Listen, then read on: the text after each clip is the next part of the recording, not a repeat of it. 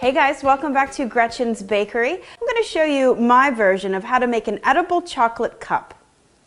First of all, what you're going to need is white chocolate, of course. And if you didn't want to make them white chocolate, you can absolutely make them semi-sweet chocolate or milk chocolate. And I use a Merkin's chocolate, which is basically a very user-friendly chocolate. It's similar to the Wilton Candy Melts in that we don't have to temper this chocolate.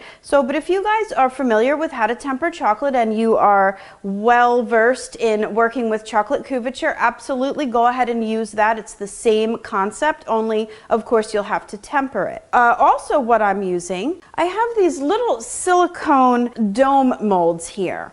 And basically, as you see, I had them in a sheet form here, but to make it easier to make my little cups with the chocolate, I did go ahead and cut my silicone sheet so that I have individual ones. Many of you may not have these silicone molds, but you may have been familiar with the silicone cupcake liners that are pretty much all the rage lately. So you may want to pick up some of these if you didn't want to go ahead and purchase a silicone mat like I did. So pretty much what we're going to do first is really just fill up our molds here and fill it right up to the top. As you see, these will have a tendency to want to wobble around.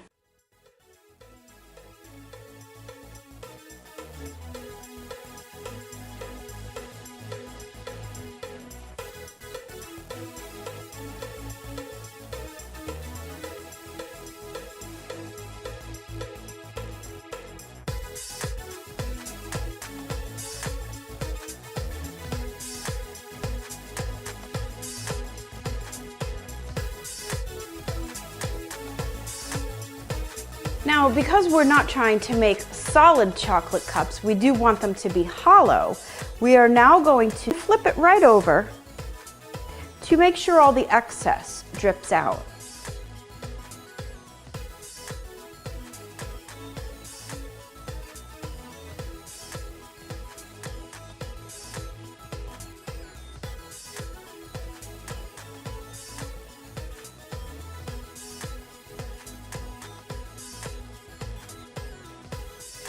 These cupcake ones are a little bit harder to work with because they don't have much of anything to grab onto. So just do the same type of idea where you're going to flip it upside down, try to get out all the excess.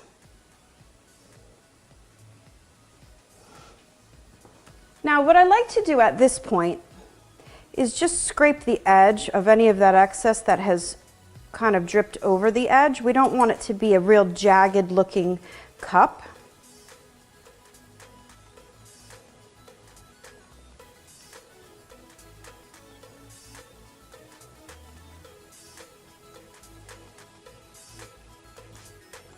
And we're just going to let those set for several minutes, maybe about 6 to 10 minutes, to make sure they're completely solid and set. So what we're going to do at this point, while we're waiting for our chocolate cups to set, and sometimes I stick them in the freezer to help them along, we're going to make our handles for our teacups.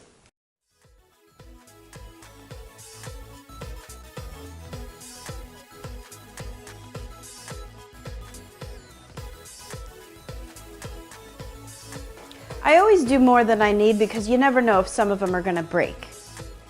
And the next thing I'm going to do is with a larger paper pastry cone, I'm going to pipe out the saucer part for the teacup.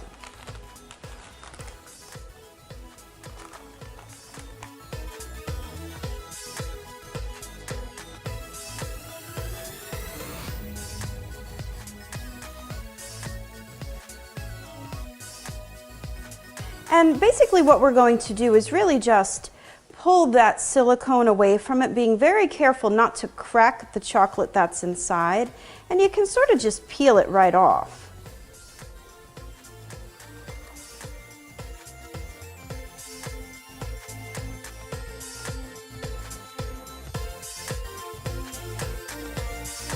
So what I did to kind of fancy it up was dipped the rim of the chocolate cup into the melted chocolate, just about 1/8 of an inch deep, and then dip that into the nonpareils.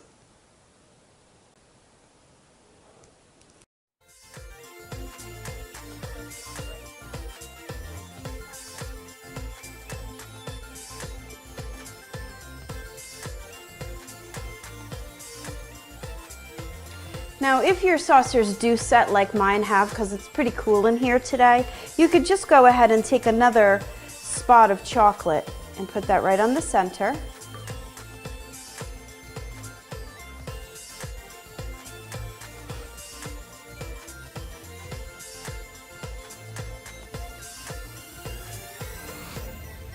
All right, so basically what we're going to do at this point is just go ahead and pop those handles on, and they're ready to fill with chocolate mousse or ice cream or fresh berries or whatever it is that you want to fill these cups with. Just the edges, really not too much. And then just pop it right on there. You may have to hold it for just a few seconds to make sure that it does set and stick on there. Repeat.